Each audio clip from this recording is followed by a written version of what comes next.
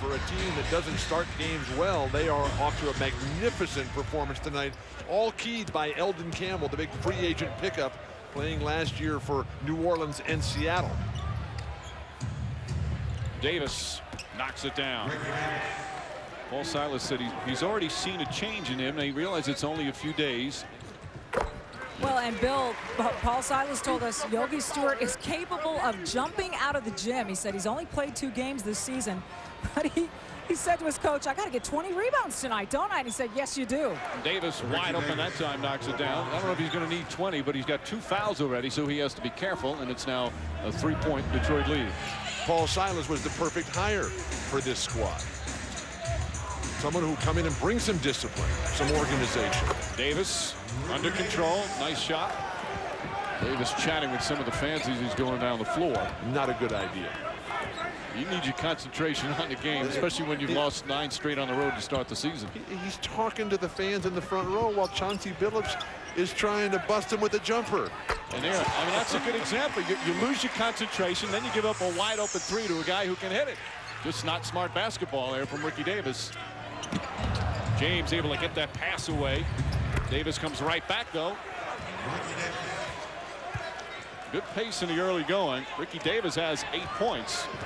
Well, this backcourt for Detroit is just killing Cleveland right now. And the front court for the Cavaliers is just not giving Capono, James, and Ricky Davis any help whatsoever. Davis forces the shot, but puts it in. And Davis now 5 of 7 from the field. He's got 10. A veritable shootout here. And before the season's over, he is going to have an enormous role with this team, not just on the court, but how they watch the way he prepares every day. Well, what has happened to Darius Miles, who was starting just a week ago and now is fallen seriously out of Paul Silas's favor? Nice move that time from Ricky Davis. Davis scoring a lot of points. Grabbing his hands. Remember, this is a guy that couldn't play the second half of that tough loss here at the Palace on Sunday against New Orleans.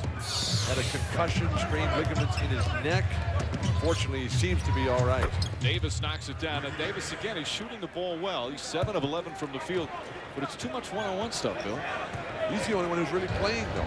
James also with 4 turnovers. He's been defended well. Davis on the pull-up.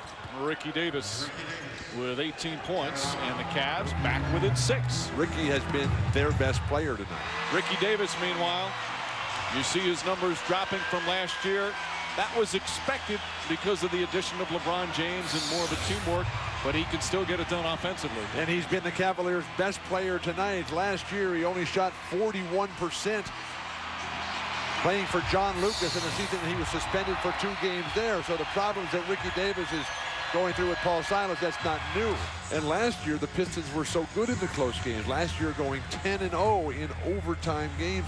This year, though, with the new coaching system, the style of Larry Brown, wanting to get it more up and down. Davis, quick bucket. And that cuts it to 6. Over the top, Ben Wallace. Wallace going down the other end. Smart play from Ben Wallace and a nice pass from Prince. Cavaliers need to develop some more poise.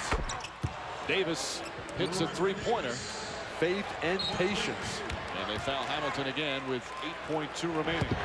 And I don't think they know how hard it is to win in this league. Noble, that'll count. But the Cavs come up short once again and fall to 0-10 on the road. Pistons, meanwhile, improved to 11-6. Again, our final score, Pistons defeating the Cavs 92-88. Coming up next right here on ESPN, Spurs and Lakers from LA. Well, from Auburn Hills, for Bill Walton, Michelle Tafoya, and our entire crew, Mike Breen saying so long. Now let's head back to the studio.